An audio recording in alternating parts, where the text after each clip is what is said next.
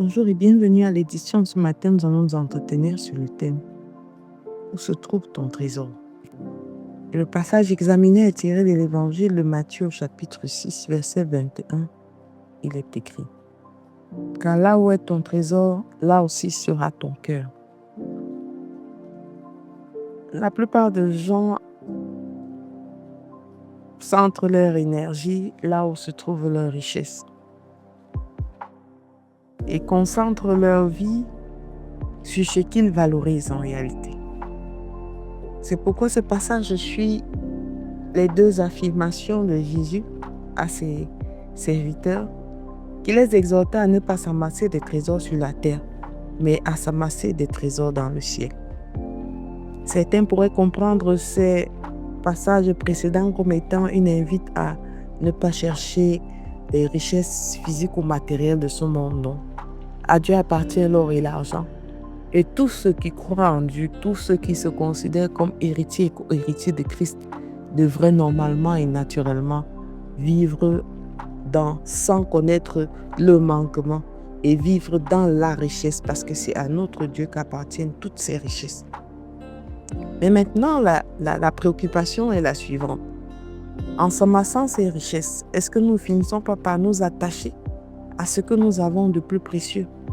Est-ce que nous ne finissons pas par nous attacher à ce que nous considérons comme étant plus précieux? Dieu est disposé et il nous donne pour la plupart toutes les richesses de ce monde. Il t'a donné de construire, il t'a donné d'investir, il t'a donné. Mais est-ce que c'est là où ton cœur se trouve? Où se trouve ton réel trésor? Le Seigneur invite et exhorte son peuple à se faire un trésor dans le ciel, à faire de lui la priorité. Si tu te sers de Dieu pour pouvoir te faire ou constituer ton trésor, alors tu finiras par t'attacher à ce trésor plus qu'à Dieu, et nul ne peut servir deux maîtres. Nous servons un Dieu qui est omnipuissant, omnipotent, omniscient. Malgré tout ce qu'il a donné comme richesse, malgré tout ce qu'il peut mettre à notre disposition, il veut et souhaite être le centre de notre vie. Bien-aimé, c'est le Seigneur que tu pries qui a mis à ta disposition cette femme ou cet homme avec qui tu chemines aujourd'hui.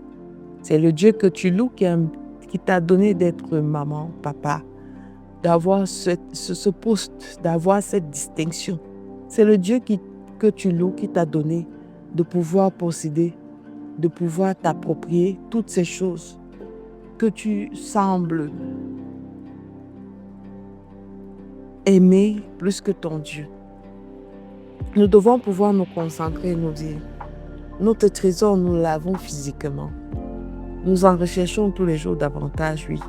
Mais le plus grand trésor que quelqu'un puisse avoir se trouve dans son cœur. Et c'est en Dieu que nous l'avons. Parce que si malgré toutes ces richesses, comme il dit, à quoi sert-il de gagner tout le monde si nous perdons notre âme?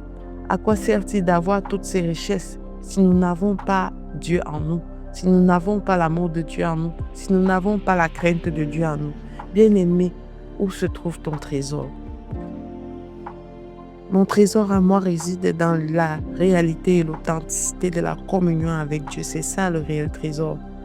Les autres richesses seraient vaines si je n'avais pas cet amour pour Dieu. Les autres richesses seraient vaines si Dieu, je ne m'avais pas laissé le connaître comme je le connais.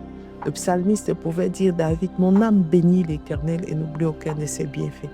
À cause de ses bienfaits, je continue à l'adorer et le bénir. À cause de ses bienfaits, je continue à le célébrer parce que c'est en lui que je trouve mon réel trésor. C'est en lui que je trouve la paix. C'est en lui que je trouve la joie. C'est en lui que je trouve la santé. C'est en lui que je trouve tout ce dont j'ai besoin.